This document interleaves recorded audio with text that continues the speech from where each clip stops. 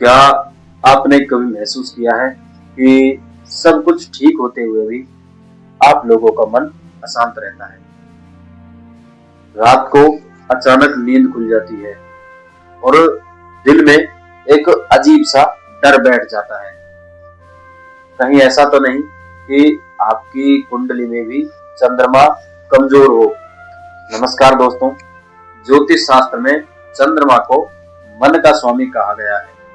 सूर्य आत्मा है, लेकिन चंद्रमा मन की गहराई है। यह आपकी भावनाओं, आपके सपनों और आपकी कल्पनाओं का प्रतिनिधित्व करता है और साथ ही आपकी मानसिक शांति का भी प्रतिनिधित्व करता है।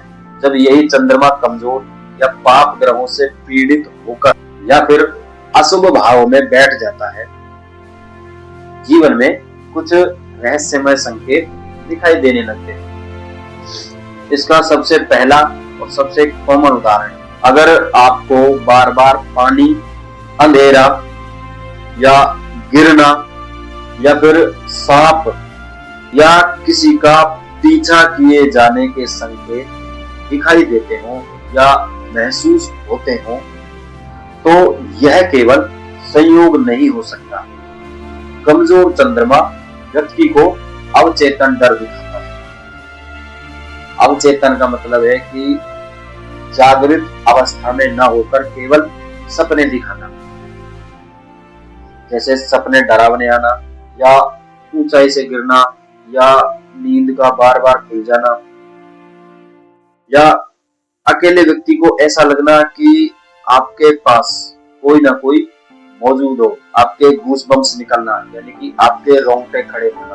ऐसे सब सपने आते हैं तो रात की नींद बेचैन हो जाती है और सुबह उठते ही मन एकदम भारी रहने लगता है या फिर दिल अचानक तेज धड़कने लगता है या कई बार अकेले में भी डर लगता है।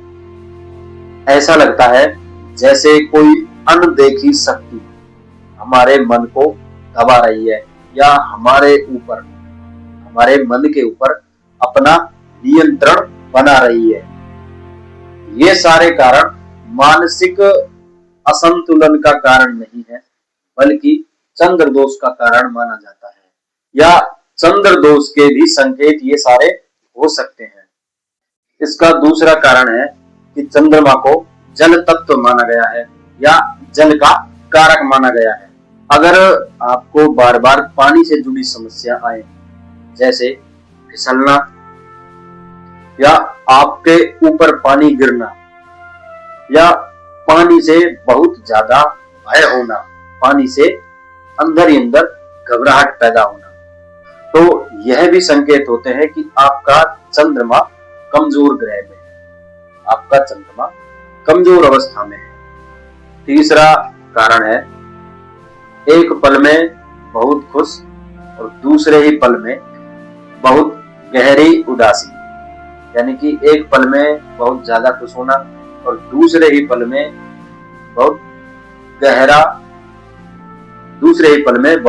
गहरी उदासी होना है। अचानक लोग समझ नहीं पाते कि आप अचानक इतने चुप क्यों हो जाते हैं।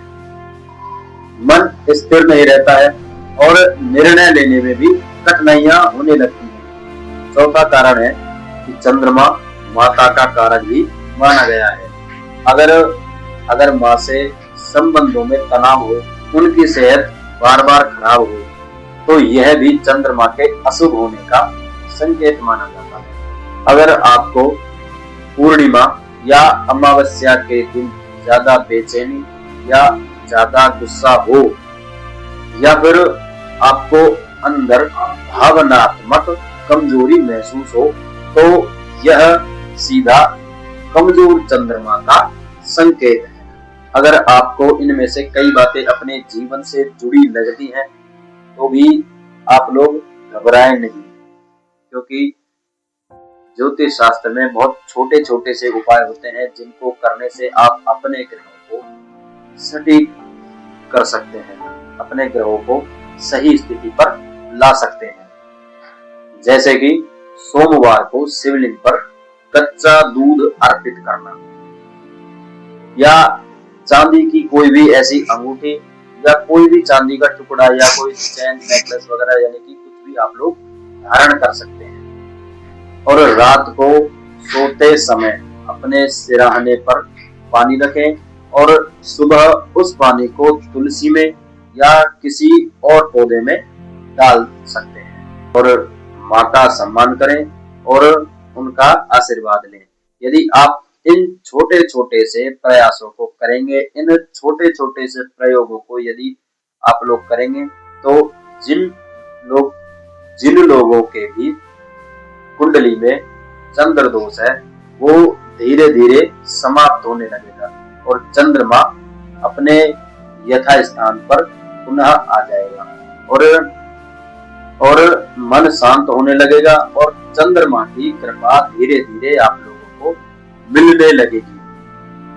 क्योंकि जब चंद्रमा मुस्कुराता है तो मन शांत रहता है और जब मन शांत रहता है तो सारा संसार सुंदर लगने लगता है।